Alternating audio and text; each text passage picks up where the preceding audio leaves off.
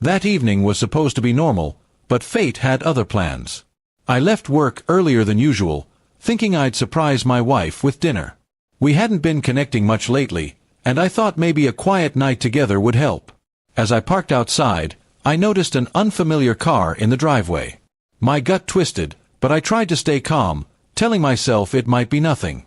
Walking into the house, I heard laughter, her laughter. It was different, lighter, filled with joy I hadn't seen in years. That joy wasn't for me.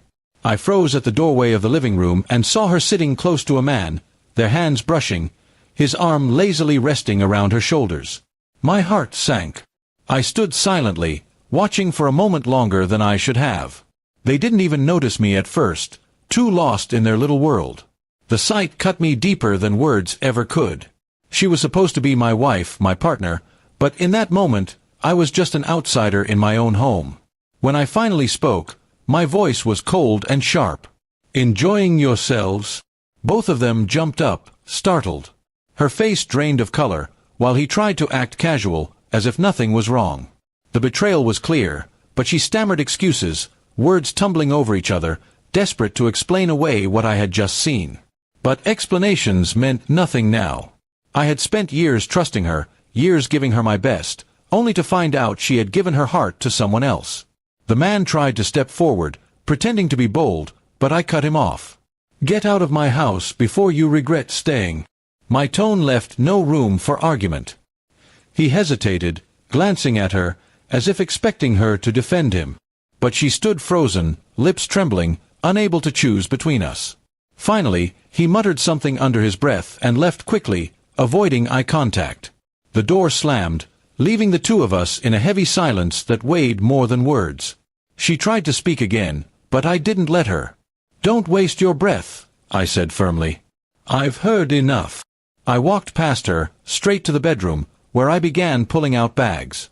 My hands shook, not from weakness, but from the storm raging inside me. As I packed, she followed, begging me to listen, swearing it was a mistake, that she loved me, that it wasn't what it looked like. But love doesn't sneak around behind closed doors. Love doesn't laugh with another man while your husband works himself tired to keep everything afloat. I didn't raise my voice. I didn't need to. My silence was louder than any scream. I gathered my things with steady movements, showing her that my decision was final. She broke down, tears streaming, clinging to me, but I didn't waver. The bond we once had been broken beyond repair. When I finally walked out of the house, I didn't slam the door. I closed it softly, as if sealing away the memories we once shared. She was left standing there, crying, realizing too late the cost of her betrayal. The next day, I took steps she never expected. I filed for divorce, contacted a lawyer, and made sure every detail was handled. I also reached out to the man's family and girlfriend, forwarding them the evidence I had gathered. If he thought he could sneak into my life unnoticed, he was wrong. The fallout was brutal for them both. His relationship ended, his reputation cracked, and my wife, soon-to-be ex-wife, was left alone with nothing but regret. She had gambled with my trust and lost everything in return. As for me, I didn't feel joy, only a heavy kind of peace. Betrayal leaves scars, but it also clears the path forward. I had taken my revenge not with violence, not with rage, but with truth and action. And sometimes, that's the sharpest revenge of all.